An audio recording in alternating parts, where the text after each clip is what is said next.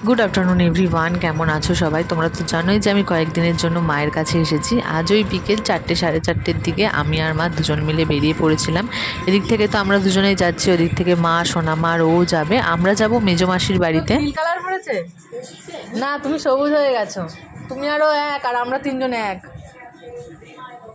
মেজো মাসির বাড়ি যাওয়ার কারণটা হচ্ছে আমার দিদা এখন আমার মেজো মাসির বাড়িতে রয়েছে। এরই মাঝখানে একটা বড়সড় দুর্ঘটনা ঘটে যায় অক্ষয় তৃতীয়ার দুদিন আগে। মানে অক্ষয় তৃতীয়া ছিল বুধবার দিন আর ঘটনাটা ঘটেছে সোমবার রাতে। বাড়ির উঠোনে দিদা পড়ে গেছিলো, তারপর তো যন্ত্রণা শুরু হয়। মা কোনো রকম ভলিনি স্প্রে দিয়ে রাতটুকুনি রেখেছিল। পরের দিন সকালবেলা উঠেই দিদা মেজো মাসির কাছে যাবে বলছিল। তারপর পাশের বাড়ির এক দাদা টোটো ঠিক করে ওই দাদার বউ আর আমার মা মিলে দিদাকে মাসির বাড়িতে দিয়ে আসে। বিকেলবেলায় দিদি হাড়ের ডক্টরের কাছে নিয়ে যায় আর সেখান থেকেই জানতে পারে দিদার কোমরের হাড় ভেঙে গেছে। আর দিদার এখন যা বয়স তাতে অপারেশনও করা যাবে না। মানে দিদার বয়স হচ্ছে 85 আর দিদার শরীরের হাড়গুলো প্রায় ক্ষয়ে গেছে। সেই কারণে এখন একটা স্প্রে দিয়েছে, ওই স্প্রেটা নাকের সাহায্যে নিতে হচ্ছে, ওর দ্বারাই নাকি হাড়টা জয়েন্ট হবে। আর 21 দিনের জন্য বেড রেস্ট দিয়েছে। 21 দিন পর আবার ডক্টর দেখাতে হবে, তারপর একটা কোমরের বেল্ট দেবে। দেখো তোমাদের সমস্ত ঘটনা বলতে বলতে আমরা মেজো মাসির বাড়িতে চলেও এসেছি। কেমন হয়ে গেছে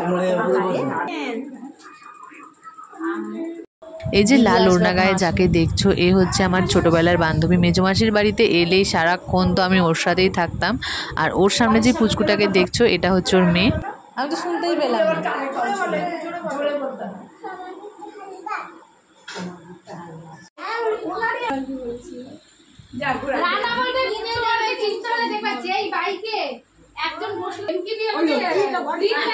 আমি আসবো শুনে বড়দি আর ছোটদি দুজনেই চলে এসেছিলো। মানে মেজো মাসির বড় মেয়ে আর ছোটো মেয়ে। আর মেজদিরও যদি কাছে পিঠেই বিয়ে হতো না, ও ঠিক চলে আসতো। বাড়িতে অনেকক্ষণ গল্প টল্প করার পর আমি আমার বর, দুই দিদি আর দিদির দুই মেয়েকে নিয়ে টোটো করে ঘুরতে বেরিয়ে পড়েছিলাম। টোটোটাকে চালাচ্ছিল জানো? টোটো চালাচ্ছিল আমার বর। আর আমরা কোথায় ঘুরতে এসেছি বলো তো? গুপ্তিপাড়া খেয়াঘাট, পাশেই রয়েছে শ্মশান আর তার পাশেই রয়েছে একটা পার্ক।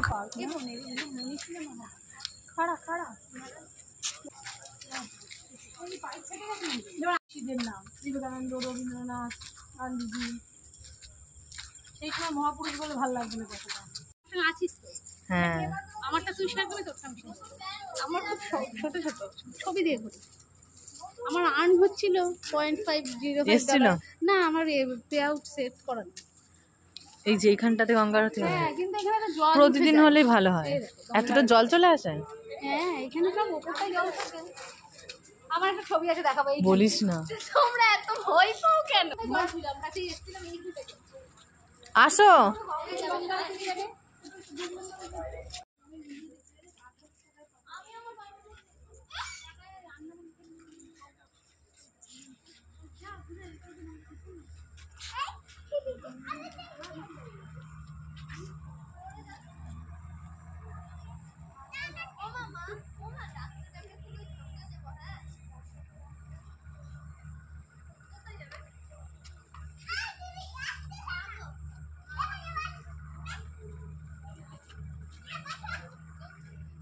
বাড়ি ফেরার পথে আমরা এক জায়গায় দাঁড়িয়েছিলাম আইসক্রিম খাওয়ার জন্য। বাড়ি থেকে বেরোনোর সময় ঠিক হয়েছিল যে ফুচকা খাবো নয়তো চপ, শেষমেশ আইসক্রিম ফাইনাল হয়। এই আইসক্রিম খাওয়া নিয়েও একটা মজার কাণ্ড ঘটে। আমার বর বলছে যে ও সবাইকে আইসক্রিম খাওয়াবে, এদিকে ছোটদি বলছে যে না আমি দিদি হই আমি খাওয়াবো। তারপর আবার বড়দি বলছে তাহলে আমি তো সবার বড় আমি খাওয়াবো।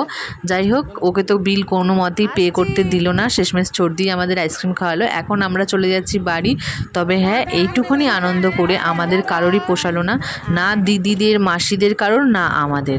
যাই হোক, আজ তো দিদাকে দেখে এলাম, আবার ডক্টর দেখানো হয়ে যাওয়ার পর আবারও একদিন যাব। তখন আশা করছি মেজদির সাথেও তোমাদের দেখা করাতে পারবো। বাড়ি ফেরার পথে প্রচণ্ড ঝড় উঠেছিল আর ঝড়টা তো বেশ এনজয় করতে করতে আমরা বাড়ি ফিরছিলাম, বিশেষ করে আমি। চলো আজকের মতো ব্লগটা তাহলে এখানে এন্ড করছি। ভিডিওটা ভালো লাগলে অবশ্যই লাইক, কমেন্ট অ্যান্ড চ্যানেলটা সাবস্ক্রাইব করে পাশে থেকো। দেখা হচ্ছে কালকের ব্লগে।